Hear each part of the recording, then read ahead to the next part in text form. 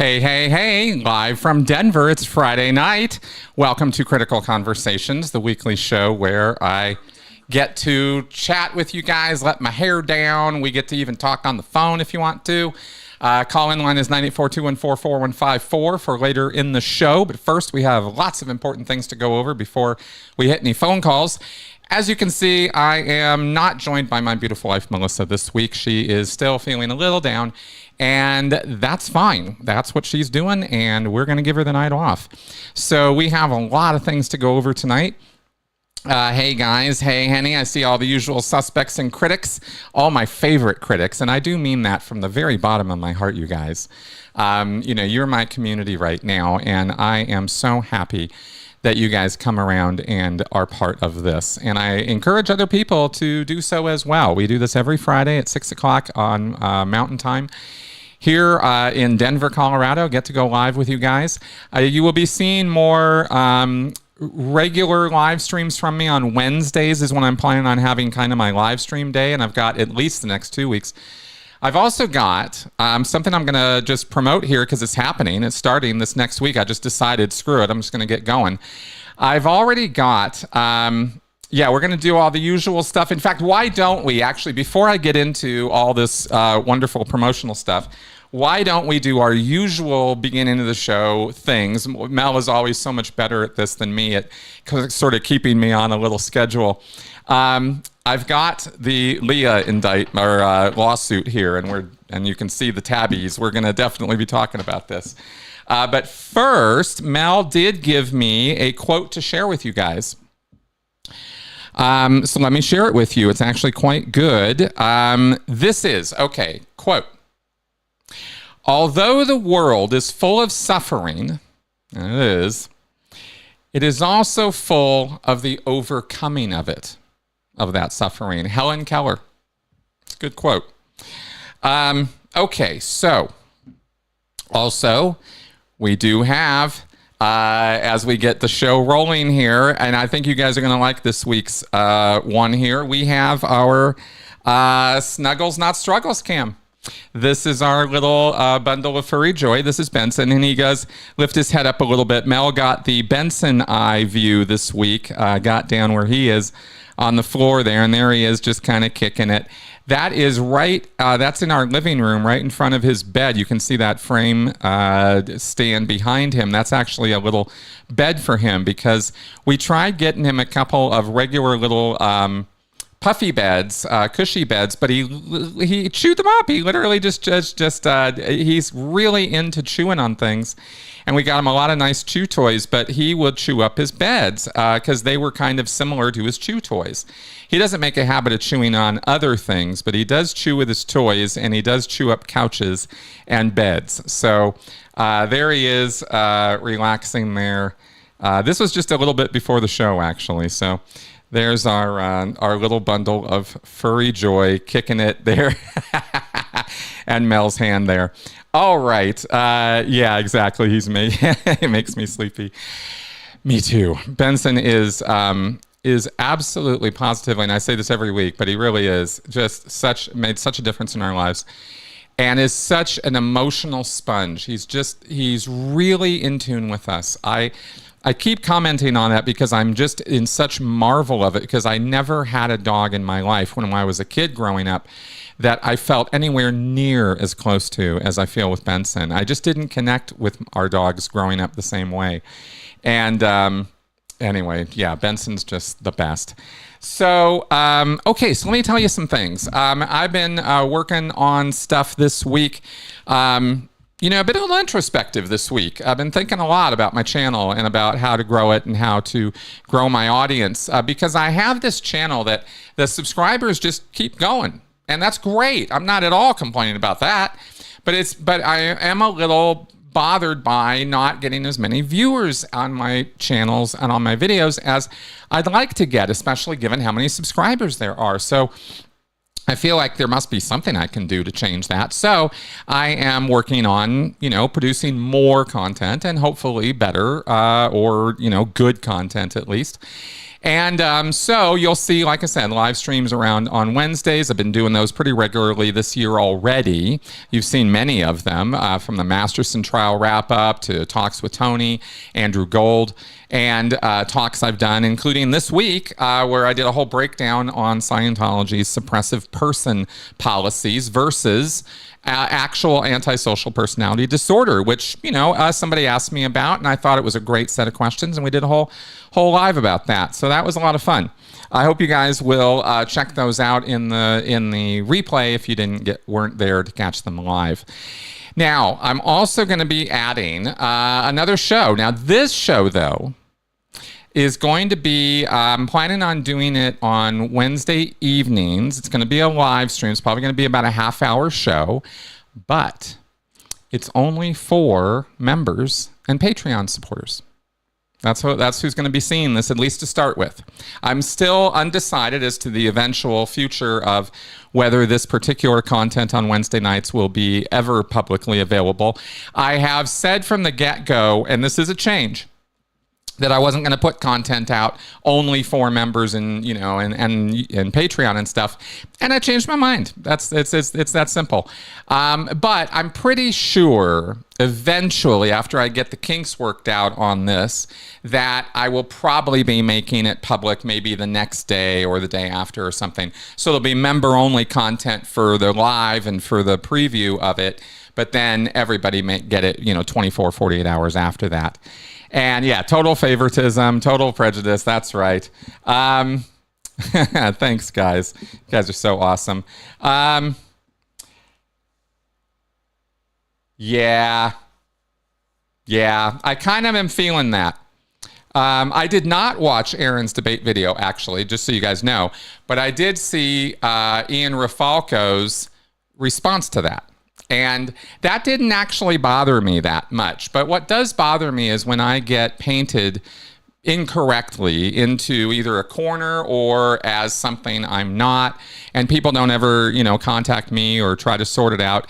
And I'm really bothered, and I'm going to be really blunt and honest with you guys here, that I am really bothered by people who I have featured on my podcast and given a voice and platform to, and not just this guy, Jason, but other people as well, who have now decided that it's their job to trash me publicly and openly and incredibly bluntly and very unfairly. That I don't like. I just don't. Who would? Who would like that? It feels like fair gaming, if I'm being honest. And we're going to go over some of that tonight in terms of Leah's case. But that's kind of where I, sit with that sometimes. And so it does cause me to, look and see, okay, well, what can I do different? How can I change? How can I be better? How can I not fall into that sort of thing, but, not go into the drama and not get into the, who's who and all that crap. But it does seem to be affecting my viewers, and I am really bothered by that. So I'm just going to keep trying to put better and better content out there and just do my job. And on that note, this content I'm talking about creating, this news show on Wednesdays, is going to be a news show. I want to do 3 to 5 stories every week on cults. Not just Scientology, but all cults. Like, I'll just pick and choose hot stories, news stories, important stories, stories I can dig my teeth into a little bit and talk about for a few minutes, give some background on it, really get into what is this story, not just the latest and greatest, but the whole thing. And if I can feature 3 to 5, I'm thinking, in a 30-minute format, stories like that, then that's the intent. And I am, I've already got this worked out as far as the critical cult news, CCN. Just building on my critical sort of branding, and because that's a word I love, and it's a thing I've centered my channel around. And able to talk about Scientology stuff if it's in the news. I mean, obviously Leah's story would be, but also other stuff. There's so much stuff out there. There is so much that goes on in this world and in this space of cults that goes so far beyond the little tiny world of Scientology. And I really do feel at this point that it is a little tiny world of Scientology. And I think there's more and better to talk about than just harping on that all the time. So as I've been saying for years, and as you've seen me do with my podcasts and with some other content I do, where I'm going far, far beyond just the Scientology space. And I will just continue doing that. So there we go. So now, let's see. We did our Benson Cam. We did our quote of the week. So let's go ahead and get into the main dish here. I printed this. This is 60 pages, single-sided. The entire complaint, I guess you could say, or the filing. Complaint for damages and demand for jury trial. That's what this is. And it was filed with the Los Angeles Superior Court this week by Leah Remini. I thanked her for this. I texted her today and thanked her for this because, as we'll go over here tonight, this is more than just, hey, you guys are, oh, here's my Kool-Aid, by the way. I'm not drinking Coke this week. I've got the Kool-Aid. Seriously. So she is not just bringing a suit for damages. There's more going on here. And I wanted to share some of that with you guys because it's a little interesting and exciting and something that could possibly have some real impact. This could go places, and we'll have to see. This is going to take. I hope everybody realizes that this lawsuit is probably going to take years to prosecute because of all the delays and nonsense that Scientology is going to put on the line, but also just the regular back and forth of civil suits and how long they usually take, because they're usually months, if not years, depending on the context and nature of the suit. So buckle in, because this one's not going to be in front of a jury anytime soon. There's going to be a lot of back and forth on this. And on this one, given the nature of how threatened David Miscavige is by Leah, and it's abundantly obvious from the specifics in this lawsuit that David Miscavige is terrified of her. He is a little cowardly man. Let's all remember that. This is a man who hides. And it's interesting, of course, because you always can make the comparison that hiding is an emotion on Scientology's tone scale, which is in the negative band. It's so far down the tone scale, it's below death, hiding. And that's where David Miscavige lives. Yeah. I mean, he's a true believer. He's this, he's that. But he is afraid to go out. And he is absolutely afraid to be confronted by his accusers. Oh yeah, big time. So I'll call him out on that 24/7, Yeah, exactly. Yeah, we'll see. We'll see. It all depends on his whiskey intake, DJ. Oh, and by the way, Darla, I did see your message earlier. I can't remember exactly what that was in relation to, but since when people apologize to me, I'm always like, really? So anyway, I did see your message. Okay, so what is Leah suing Scientology for? Well, if you saw Tony's article or you read Yashar Ali's, I just horribly mispronounced his name. I am so sorry, Yashar. I do not do that on purpose. Yashar Ali's the one who posted this. He's the one who broke the news. And of course, Tony quickly followed up on it. And I have gone through this whole thing. There's a lot in here, and some of which we're going to go over that Tony did not report on, and I did not see Yashar particularly highlighted either. And so I thought it might be interesting to talk about this. First off, there are 9 complaints, 9 charges being brought here in this civil complaint: civil harassment, stalking, intentional infliction of emotional distress, tortious interference with contractual relationship, intentional interference with prospective economic advantage, defamation and defamation per se, defamation by implication, a charge I am interested in finding out more about called false light, and declaratory judgment, California Code Civil Procedure 1060. So these are the things that are being complained about by statute.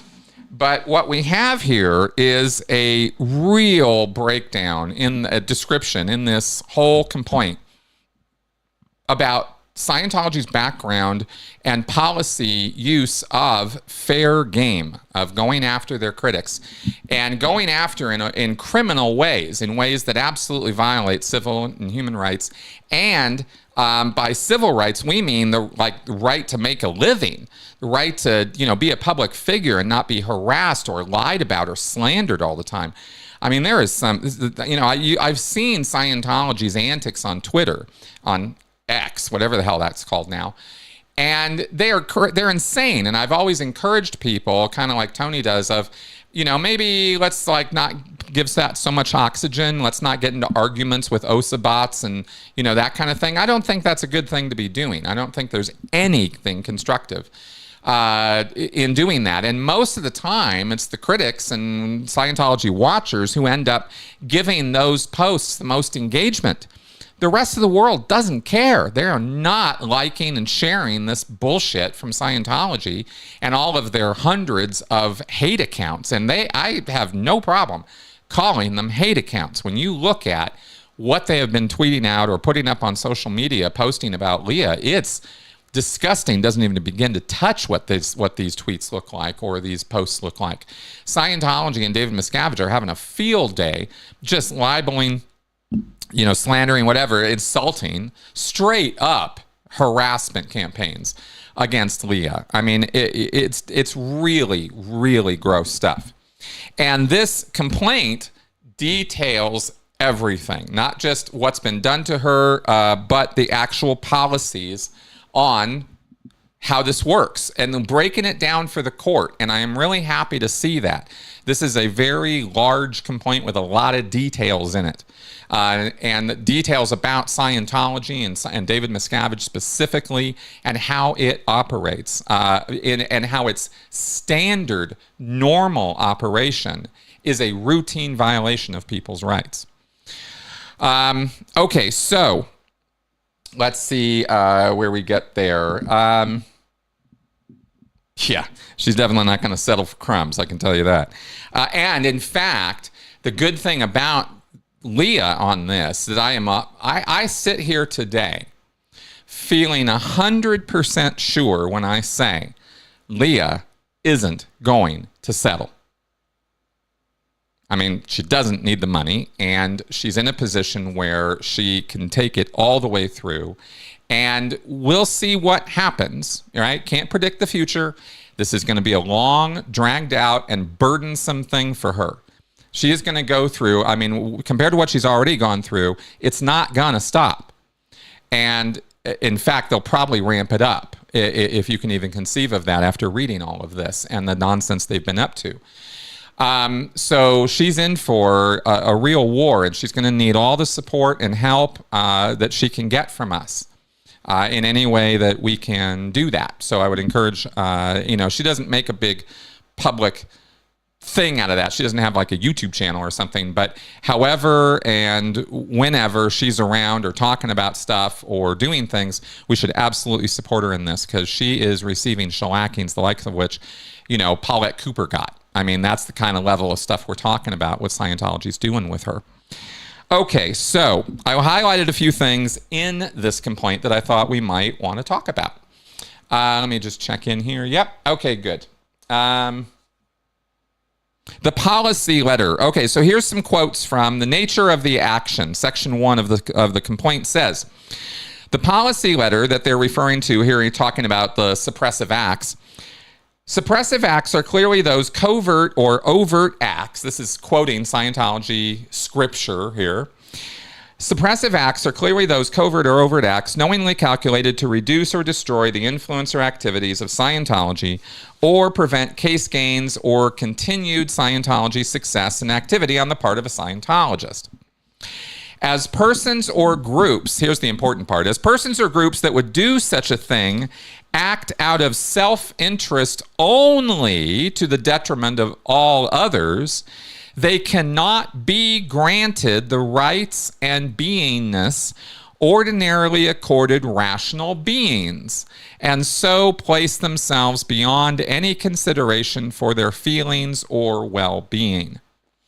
I wanted to read this bit of Scientology bullshit policy to you guys so you would get, one, the us versus them here, right? If you are committing suppressive acts, if you are this horrible person, you know, you are evil and you must be destroyed, and it's us versus you, right? This is very us versus them language. But what it also puts here is that Scientologists actually believe, according to their dogma, that they're the ones who get to decide whether you have rights or not. That is not a power or responsibility they have, but they pretend they do. And if you get somebody into a headspace where they actually believe that they get to decide what your rights are and are not, because of your favoritism toward their group or not, what position you hold on one issue, that is insane behavior, is what that is. Me being part of this for so many years was a kind of insanity. You lose, this is the kind of perspective you completely lose when you join a cult or you get involved in some kind of extremist bullshit. And I want to parallel here. I want to draw a parallel here to certain groups on the left and right. I mean, you know, not to bring politics into this, because I'm really talking more about culture war points, although I could go into ideology as well, where people on both sides of these equations right now have this level of thinking about the other side. They consider them suppressive, and they feel like they're entitled to take away their rights, commit violence against them, do other things that I'll read about here. This is not just this attitude. This is kind of what I wanted to underline today, is going through this suit highlighted to me not just how bad Scientology is, and Scientology sucks, because this is an organized activity to strip people of their rights, but how it's paralleled by so many other culty things going on in our society right now that are just as outrageous and just as insane. Just to point that out, right? You're going to come around to my channel, this is the kind of thing I'm going to talk about. Here's another point on this. On December 2nd, 1966, L. Ron Hubbard issued an executive directive stating, quote, "People who attack Scientology are criminals. That if one attacks Scientology, he gets investigated for crimes. And if one does not attack Scientology despite not being with it, one is safe. So, as long as you keep your goddamn mouth shut about Scientology, we will leave you alone.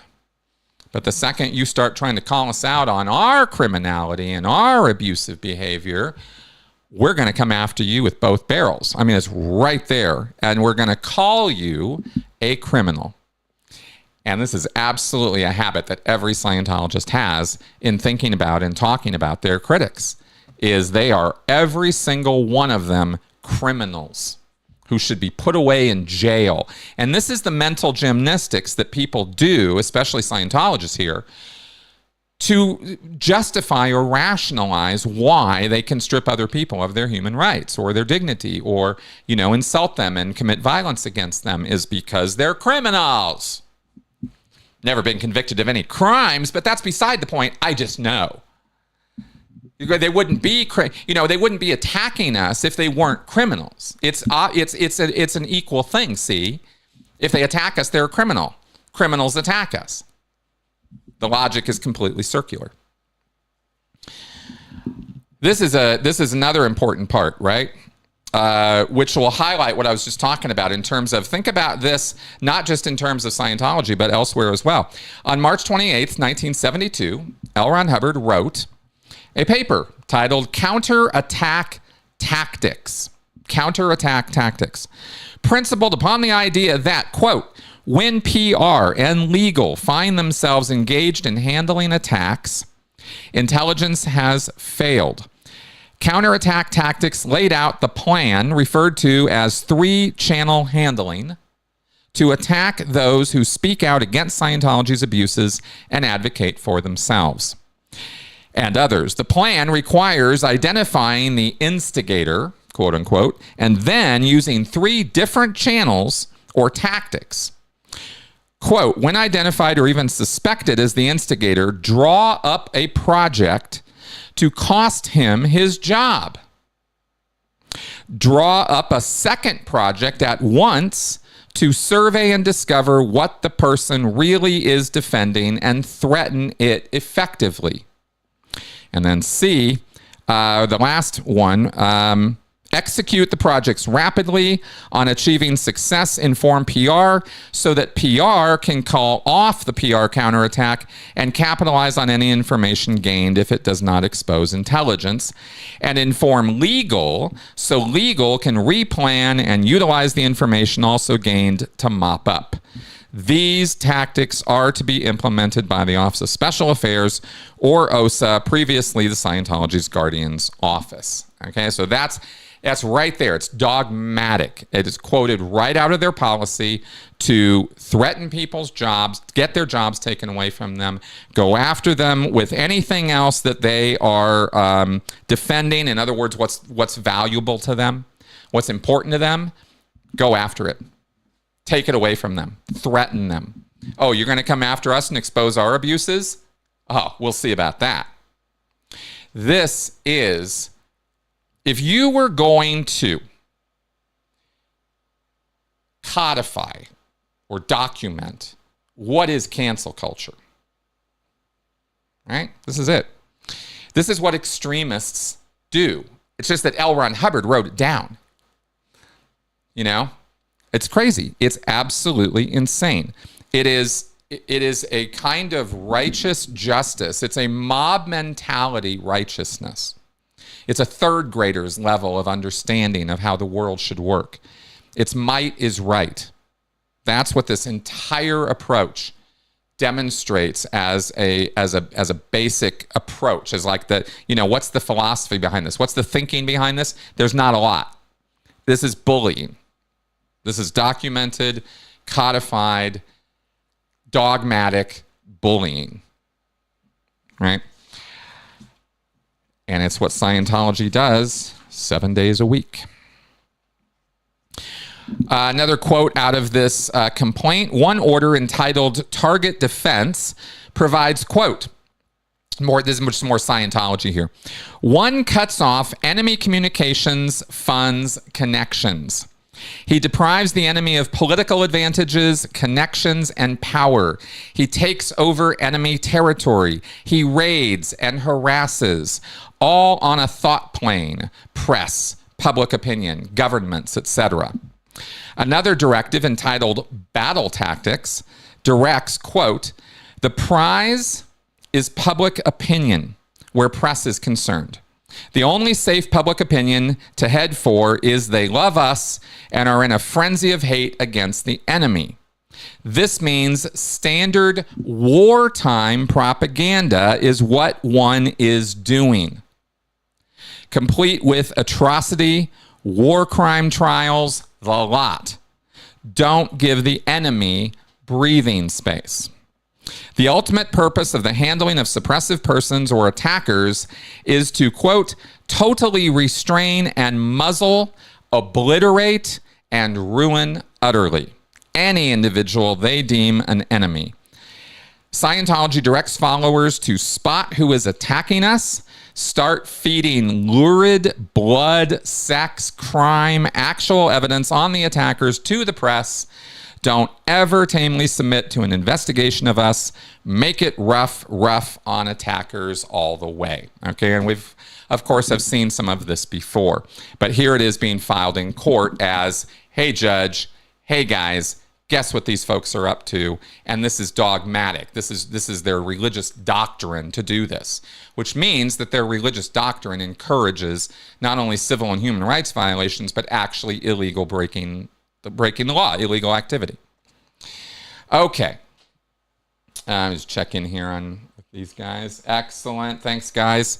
All right, good. Oh, good. We got some nice viewers tonight. Now, these are, I just made some notes here, right? Like you wonder, why does Scientology come off looking like they're insane to people? And OSA, you do. At some point, I'm sure OSA will watch this. And I just want you all to know, you come off like a bunch of insane maniacs. The public at large aren't falling for this. The public at large see through it. And that's why, and then we break this down for people so that our viewers get it. Like, Scientology is the bad guys here.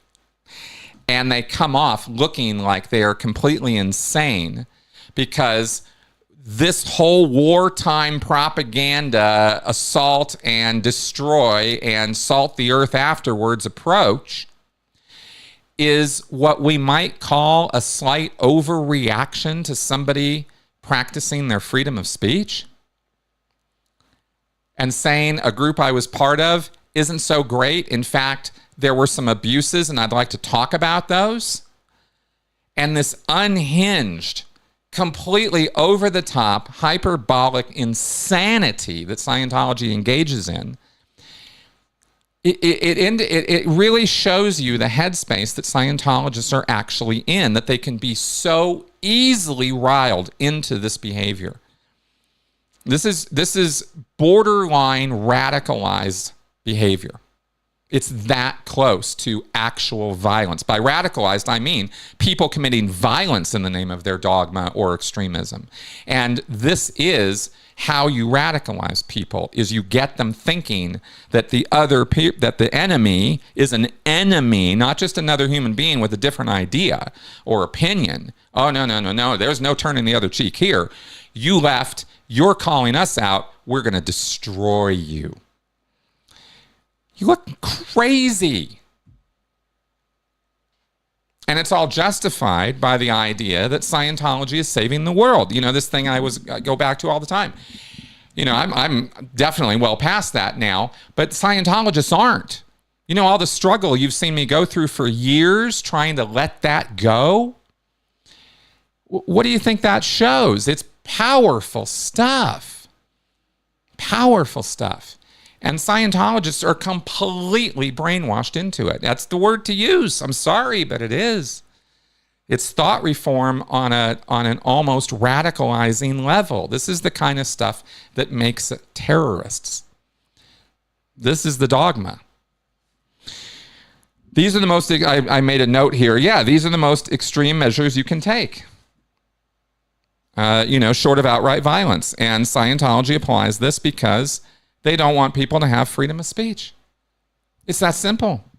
It's that stupid and simple. We have more. Now, in terms of some of the details here on Leah's campaign, before I get into that, I think there was another point I needed to make with you guys. Let me see if I can find it here. Nope, maybe it's coming up later. Okay, good. We'll get to it then. So, this step, thank you for that comment there, Juliana. Yes, exactly. Today is a great day to blow, OSA. Really is. You're in a sinking ship, just so you all know. It's going down. Now, defendants have undertaken a campaign, the Church of Scientology, have undertaken a campaign to ruin and destroy the life and livelihood of Leah Remini, a former Scientologist, nearly 40 years, two-time Emmy award-winning producer, actress, and New York Times best-selling author. I mean, Leah's the shit, man. Just to say it out loud. She was deemed a suppressive person, declared fair game by Scientology in 2013 when she publicly departed Scientology. For the past 10 years, Ms. Remini has been stalked, surveilled, harassed, threatened, intimidated, and moreover has been the victim of intentional malicious and fraudulent rumors via hundreds of Scientology-controlled and coordinated social media accounts that exist solely to intimidate and spread misinformation. Of course, Twitter, all that nonsense. Defendants have incessantly harassed, threatened, intimidated, and embarrassed Ms. Remini's family members, friends, colleagues, and business associates, causing her to lose personal relationships, business contracts, and other business opportunities. That ain't okay to do. I don't know if y'all like get on a high horse sometimes on some of these social media campaigns against companies where you boycott and stuff like that. Fine, go for it. But when you start threatening the livelihood of an individual and their ability to just get along in life, you're crossing a line. You really are. It's not okay. It's just not, especially over the kind of disagreements that cancel culture and, Scientology get up to. All right, but here's where it gets to the point. Defendants have caused Ms. Remini significant and ongoing economic harm, surveillance, abuse, lies, daily cost of exercising her First Amendment right. Okay, fair game. Okay, regarding Scientology's policies regarding suppressive persons and fair game are not religious doctrine. They are old school mob-style tactics, modernized, amplified, and weaponized by Scientology's far-reaching network, which goes beyond just social media. Perfect description. Because as you've heard me say, and as you will hear me say again and again and again into the future, Scientology is structured like and operates just like the goddamn mafia. Just like the mafia. They're structured similarly. They run a criminal operation similarly. They have front groups in the same way. The ranks and ratings of the Sea Org setup parallel the mafia setup. And this is why, I believe Scientology was never a religion. It was an opportunistic business ploy by L. Ron Hubbard using religion as a cover, which got so out of hand so fast and became so culty because of L. Ron Hubbard and who and what he was and through his entire life and how he ran things and the fervent nonsense that that he would generate in his followers through the years. It just turned into a complete destructive cult, and he started modeling it, especially once the Sea Org started. He started modeling this thing as a full-blown criminal operation, and that's what Scientology really is. It's not a religion. We have to talk about it as a religion. We have to call it the Church of Scientology because that's the actual legal status it has, but it's not. And I'm actually curious about, and I'm just going to throw this out here right now, but this is a question I will be pursuing into the future because it's a question no one has asked. And I love asking the questions no one has asked. Everybody talks about, say, taking away Scientology's tax exemption. And you've heard my problems and issues with that, although I definitely believe it should be done.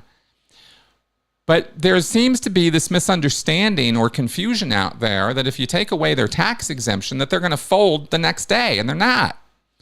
Scientology survived without tax-exempt status for decades, and they will again if it gets taken away. But what if their religious status was taken away? Let me say that a little louder. What if their religious status was taken away? What if the courts no longer saw or thought about or protected Scientology under the First Amendment as a religion? The toughest test we have in the United States for religiosity is the IRS tax code. And if you think about that for even a microsecond, you realize how unbelievably stupid that is. But that's the U.S. government, and our exercise of free belief and free religion is taken to such an extent, similar to how our free speech is taken out to such an extent, that it enables gross levels of abuse. And now those abuses cannot be stopped or are incredibly difficult to stop if you have the protection of religious status. So what about taking that away? That's something that I think we should be talking about. Because taking away the tax exemption doesn't take away the religious status. They will still be protected under the First Amendment, and therefore their staff can be religious volunteers. They don't have to get paid. They don't have to get benefits.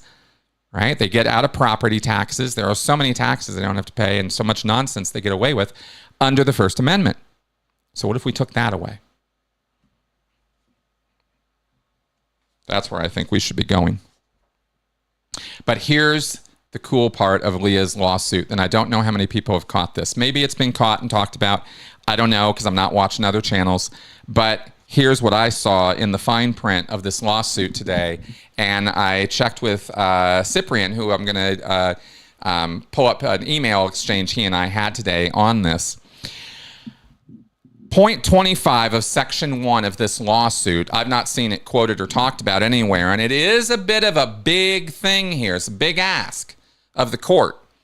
You know, probably not going to go through, but let's take a look at this. Most importantly, okay, Ms. Remini brings this action to recover compensatory and punitive damages for the enormous economic and psychological harm that defendants have inflicted upon her, to remediate the harm that has been caused, and to punish and deter defendants from continuing their unlawful campaign of harassment and intimidation. That's the first part of the paragraph, and that's what we all know and expect. She's going to get money for this, and that for the damages that she has been that have been inflicted on her, and it is thought that by punishing the church, this will deter them or discourage them from doing anything further. That's fine. We all understand that's the purpose of most of these lawsuits. That's what all the lawsuits are doing. But here's a second sentence here.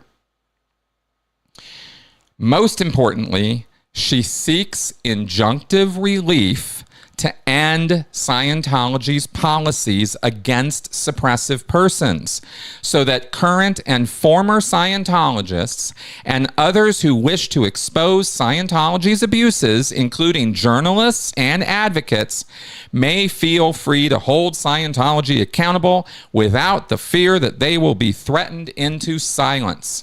This lawsuit does not challenge Scientology's ability to defend itself through legal means. So what is injunctive relief? What is that sentence saying? Well, let me just jump to the chase and tell you what this sentence is saying. Is she's saying, as part of her lawsuit, she's asking the court to tell the Church of Scientology to cancel its policy of fair game.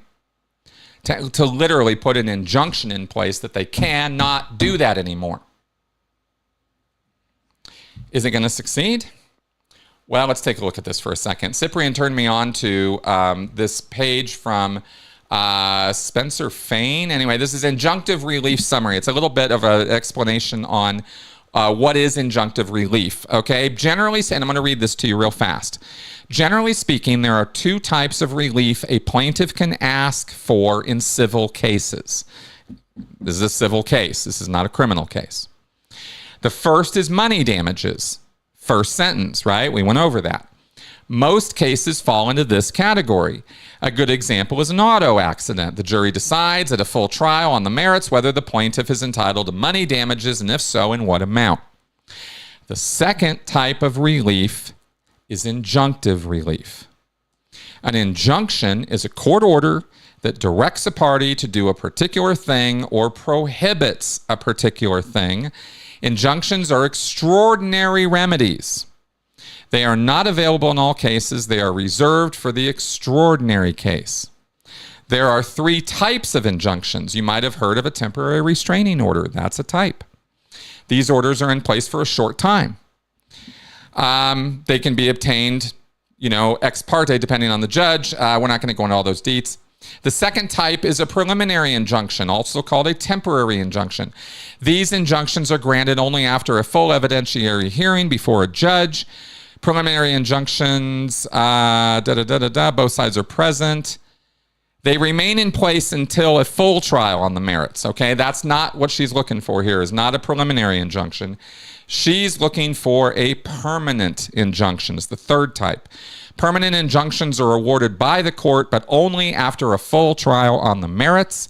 The judge makes the decision, but may be guided by the jury's decision on factual issues. For example, if the jury decides that there are no trade secrets in a particular case, a judge is unlikely to grant a permanent injunction protecting trade secrets. That might be an example of a permanent court order. Okay, that's it. You can't ever talk about this because it's trade secrets, right? In this case, she's asking I want fair game canceled. I want the court to tell the Church of Scientology no more. It's a tall order. It's a big ask. But as far as I can tell, she's the first person to ever ask for it. I don't know that this language has ever been in a lawsuit against Scientology before.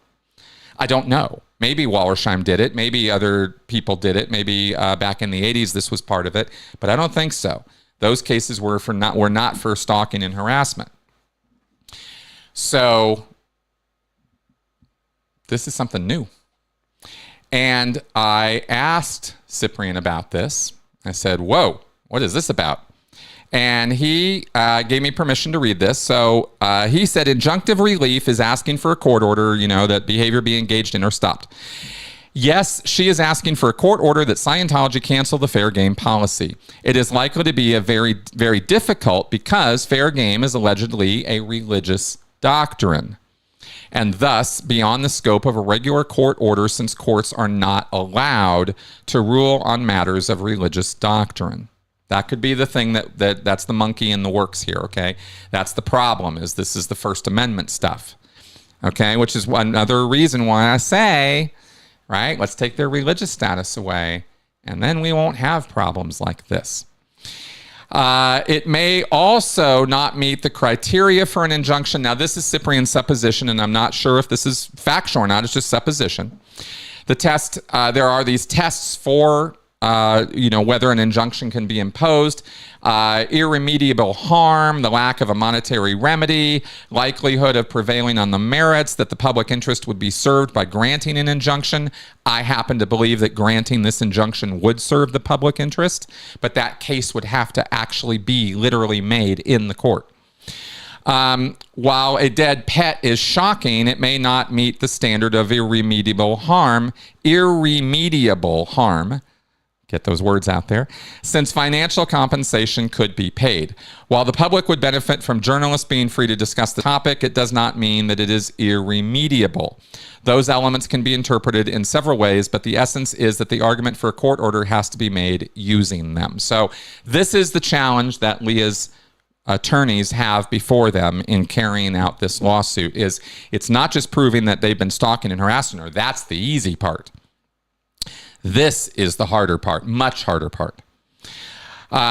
Cyprian thinks that a better approach would be to request that the court bar Scientology personnel from engaging in harassment actions. That you could get an injunction along those lines, right? We seek injunctive relief that Scientology, its member organizations, individuals, and agents be prohibited from X, Y, A, B, C, D, E, F, G, and list out specific behavior that they can't engage in, like going through people's trash or surveilling them and following them around, or, going through or calling and investigating them, through this noisy investigation process. Let's knock that out, right? So those would be, those were Cyprian's responses to me on that subject. But I don't know if anybody else has mentioned that or not. But this is Leah going to bat for all of us. This is not just Leah versus the church. This is for everybody. And man, that's why I texted Leah today and was like, thank you. Thank you for what you are doing. Because she's trying to end all this bullshit for everybody. And fucking A, man. I mean, we didn't know she wasn't already a hero. Really gets to me.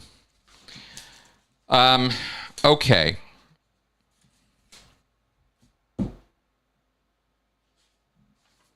This is really the crux of the matter right here. And I thought this paragraph sort of summed it up.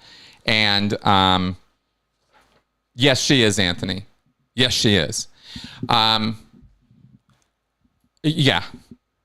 I think Leah is absolutely the most effective critic Scientology has ever had in its history. I absolutely believe that, because you look at Alex Gibney and Lawrence Wright, millions of people reached, legit, not taking anything away from them. You look at, millions literally reached with the Going Clear book and documentary. So big deal, right? But did it have staying power? Not really. Is anybody still talking about Going Clear? Still seeing it? Still, is it still on the charts or anything? Not at all, right? It came, it went. It was awesome, but it was a one shot. Leah brought 3 seasons of Scientology in the aftermath, won 2 Emmys in the process of doing it. Millions and millions and millions of people have seen that show and continue to see it because it keeps showing up on streaming. You know, so when you look at a progression here, right? Do we have to have somebody at the top? Well, if we have to, Leah would definitely be at the top of that list. But every single step along the way was necessary to put Leah there. If we're going to be clear, right? If we really want to talk turkey about the 40, 50 years of activism and court cases against Scientology and people who have taken shellackings, from Paulette Cooper to Jerry Armstrong to Lawrence Wallersheim to, you know, so many people whose names are kind of in history now. A lot of names. And as, you know, like I said, we're all standing on the shoulders of giants. So, you know, so is Leah the most effective? Absolutely. But it's been a snowball effect over all these years to make her so effective. And she is such a powder keg. She is so on fire. She is a ball of unbelievable energy and morality and fearlessness. So, you know, so she deserves that top position. So this is the crux of the matter right here. Though carried out as doctrine, the application of Scientology's practices, certainly as to those who, like Ms. Remini, have renounced membership, are contrary to law and subject to review by courts. The banner of religious freedom does not and could not give defendants license to intimidate, harass, and abuse those who have exercised their choice not to associate with Scientology. Religious freedom also does not allow defendants the right to intimidate and attack former Scientologists who act as whistleblowers to expose Scientology's wrongful conduct towards them or others. Nor does it allow defendants to apply their laws to do the same to those who were never members.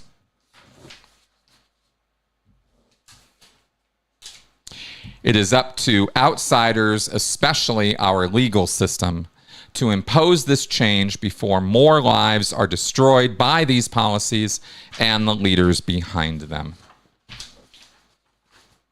Okay, so that's the lawsuit, and I did have one little other thing to comment on from it, but that's the beef right there. Okay, that's the nature and definition of and layout of Scientology as the evil empire that it is, not the benign religion that is saving the world and freeing mankind and bringing spiritual freedom to everybody.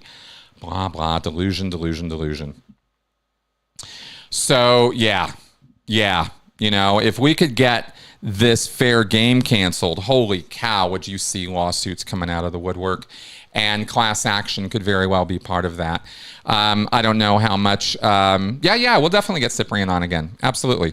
Now, that's where I wanted to go, was RICO indictments, right? I am a strong proponent of criminal charges being brought against Scientology by the FBI or the government or you know, LA County or Pinellas County or whoever the hell wants to do it. I wish somebody would step up and bring criminal charges against the Church of Scientology and prosecute with RICO statutes. That's how you bring down the mafia. That's how you bring down Scientology. And there is a lot more to be said about that. I intend on doing shows in the future with others to break that down for you guys and really show how that could be done. Because if we're going to get serious about prosecuting Scientology and ending it, it's going to take that. Lawsuits are not going to end, civil lawsuits are not going to end Scientology. Criminal cases will. Civil lawsuits are going to hamper Scientology. They're going to get in Scientology's way.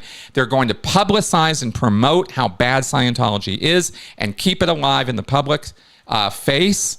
All right, there is wonderful value to these lawsuits beyond just what's going on in the courtroom that is very, very important, and that's why I would encourage them to be done.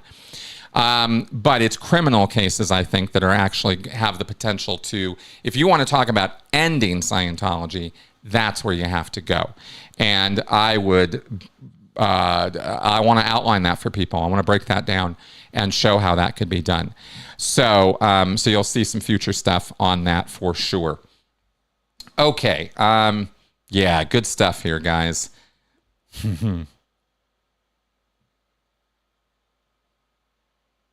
Oh, yeah. There's a question here from X-Cyan. Let me take a sip real fast here.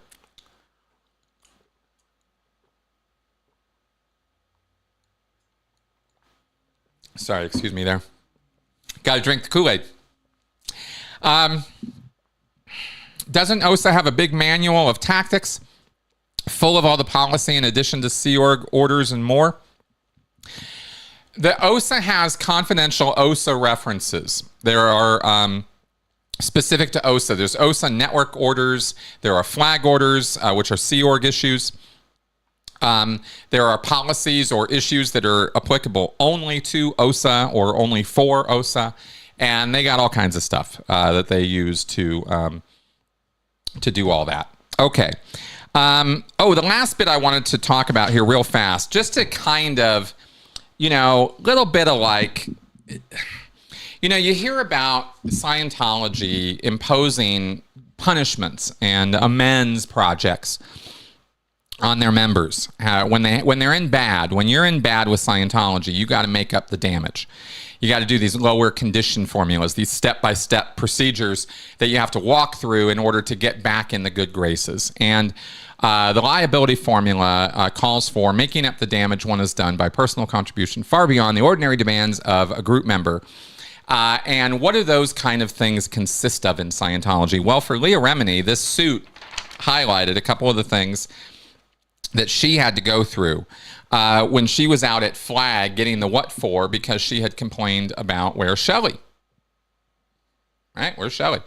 Well, she got, sent off to Flag and sec-checked and truth rundown and made to do a bunch of amends. And one of them was I just thought this stood out as one of these like stupid, silly, you got to be kidding me kind of things.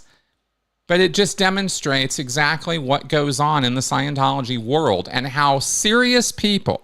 Leah Remini is a serious person. She's not, the ethics officers are serious people.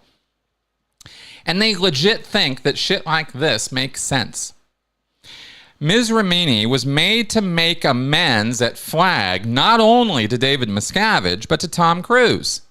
For example, she was forced to donate money to name a seat in a theater after Surrey Cruise and was to raise money for donation to Scientology causes led by Tom Cruise. Are you fucking kidding me? They'll take money for anything in that group. When we call Scientology a money-making scam, like, you just can't make this stuff up. You just can't. Anyway, I encourage you guys to check this out. This is a fact-filled, fascinating document. It was worth the time to go through it and read it. We didn't get to any calls. I did not pick up the phone once this show, guys. Sorry about that. Just had a lot to say going through this lawsuit this week. Hope it was hope it was interesting, informative, and educational as always, guys. I don't know if it's true that Danny Masterson said he will cooperate with Leah in her lawsuit. That would be that would change everything. Let me just say that. Is it true? I have absolutely no idea. I doubt it. I'm just going to go on record and say I'm skeptical. Just because that seems improbable to me. For all the reasons we laid out when we were doing my shows with Tony and Andrew Gold, even after the Masterson trials. So it is a bit of a difficult question, but we'll see. Will we see the end of David Miscavige in the 2020s? Who knows? I don't really do future predictions, right? Because here's the one thing that you can be absolutely certain of about where you're going to be 10 years from now and what's going to be going on. You have no idea. You got no idea. If somebody had told me 10 years ago I'd be sitting here doing this right now, I would have punched him in the face. Because there's no way I would have believed that I would be doing this. You know what I mean? Or that the world would be in this condition, that Donald Trump would have been president, that, you know, Ukraine, that this, that, the other thing. I mean, you just can't predict any of this stuff. That's the only thing I feel certain about the future, is that it's going to be a great big surprise. And in that sense, it's something to look forward to. You know, if you're a little optimistic, and I try to be, I really try to be. Nihilism is not my strong suit.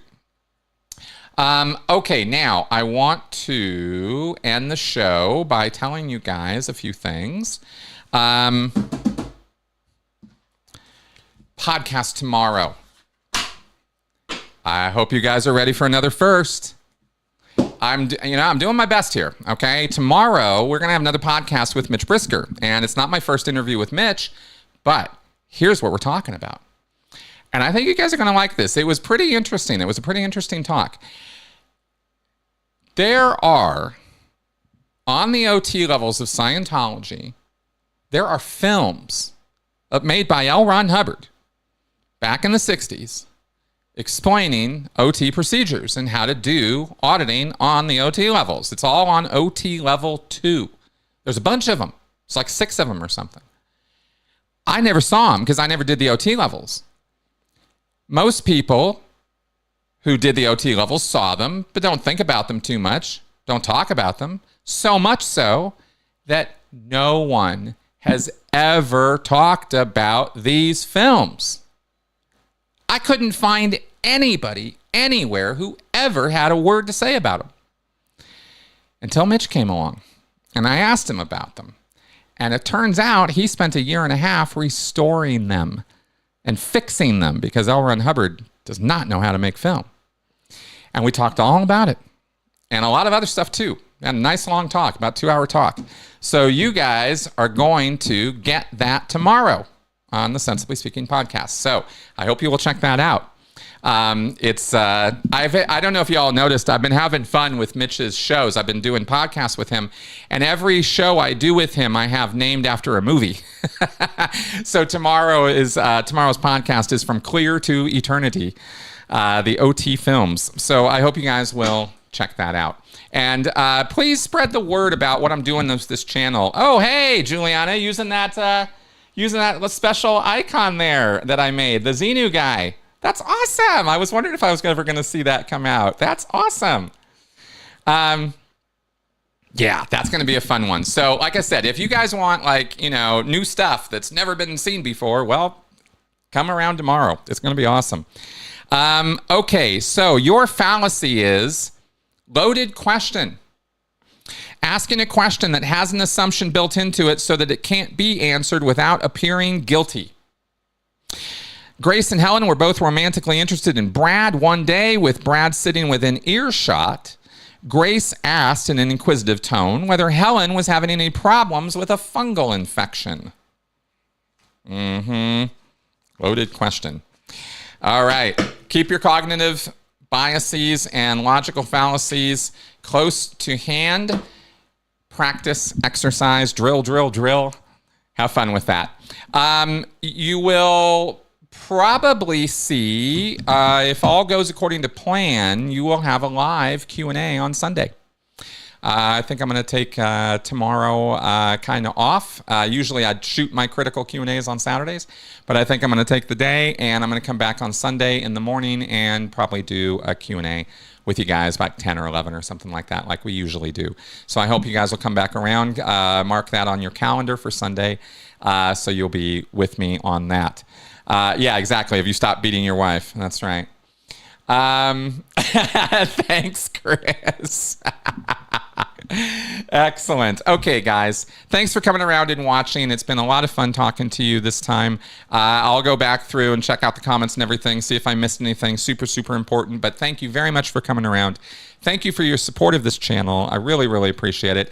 And like I said, show coming on this next Wednesday, only for members or for my Patreon supporters. So if you want to see it, now would be the time to sign up. All right. Talk to you guys soon. Bye-bye.